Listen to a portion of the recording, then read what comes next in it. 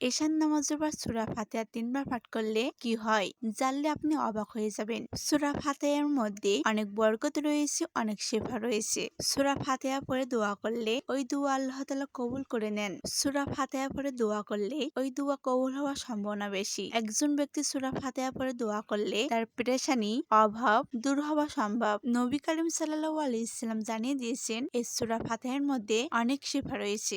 বাড়িতে অনেকেই একের পর এক অসুস্থ হয়ে পড়েন। তারা যদি সূরা ফাতিহা ৭ বার পাঠ করে এক গ্লাস পানিতে ফু দিয়ে ওই পানি পান করে তাহলে ওই অসুস্থতা থেকে মুক্তি পাবে ইনশাল্লাহ। শেষ রাতে ৪১ বার সূরা ফাতিহা পাঠ করলে আল্লাহ তাআলা বান্দার রিজিক বৃদ্ধি করে দেন। সুবহানাল্লাহ। আসসালামু আলাইকুম, কেমন আছেন সবাই? আশা করি সবাই ভালো আছেন। আজকে আমাদের আলোচনার বিষয় হচ্ছে সূরা ফাতিহা নিয়ে। সূরা ফাতিহা কি কি ফজিলত আছে এবং কোন সময় কোন ফজিলত আছে। বিপদ হতে মুক্তি থেকে হযরত আলী রাদিয়াল্লাহু তাআলা আনহু বলেছেন, কোন বিপদে পতিত ব্যক্তি ১০০০ বার সূরা ফাতিহা পাঠ করলে ওই ব্যক্তি বিপদ দূর হয়ে যাবে।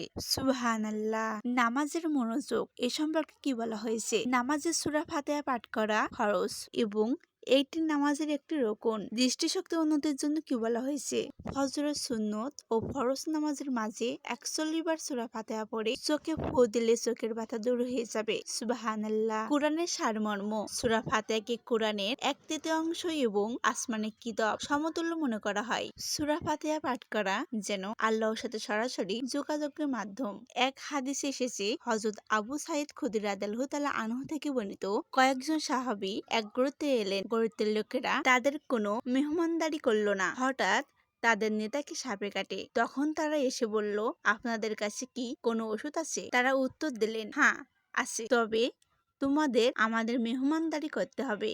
প্রচন্ড ক্ষুধার্ত, তারা মেহমানদারি করতে রাজি হলো। এছাড়া আমরা তাদের কাছে এক পাল বকরি চাইলাম। তখন একজন সাহাবী কোরআন অর্থাৎ সূরা ফাতিহা পড়ে মুখে থুতু জমা করে ওই ব্যক্তি খাতে মেখে দিলেন। ফলে বিষ নেমে যাবে এবং সে সুস্থ হয়ে গেল। সাহাবীরা খাওয়া দাওয়া করে নবী করিম সাল্লাল্লাহু আলাইহি ওয়াসাল্লামের কাছে বকরি সহ ফিরে এলেন। তারা নবী করিম সাল্লাল্লাহু আলাইহি ওয়াসাল্লামের কাছে জানতে চাইলেন তাদের এ ধরনের কাজ ঠিক হলো কিনা। নবী সাল্লাল্লাহু আলাইহি ওয়াসাল্লাম শুনে মুচকে হাসলেন এবং বললেন, ঠিক আছে, বকরিগুলা নিয়ে যাও এবং তাতে আমার জন্য একটি অংশ রেখে দাও। বুখারী হাদিস ৫০০৬। হযরত আবু সাঈদ ইবনে মুআল্লা রাদিয়াল্লাহু তাআলা আনহু থেকে বর্ণিত, একদা হযরত রাসূল সাল্লাল্লাহু আলাইহি ওয়াসাল্লাম বললেন, আমি কি মসজিদ থেকে বের হওয়ার আগে তোমাকে কোরআনের শ্রেষ্ঠতর সূরা শিক্ষা দেব? তারপর যখন মসজিদ থেকে বের হওয়ার ইচ্ছা পোষণ করলাম, ইয়া রাসূলুল্লাহ, আপনি না আমাকে কোরআনের শ্রেষ্ঠতর সূরা শিখাবার কথা বলছিলেন? তিনি বললেন, তা হলো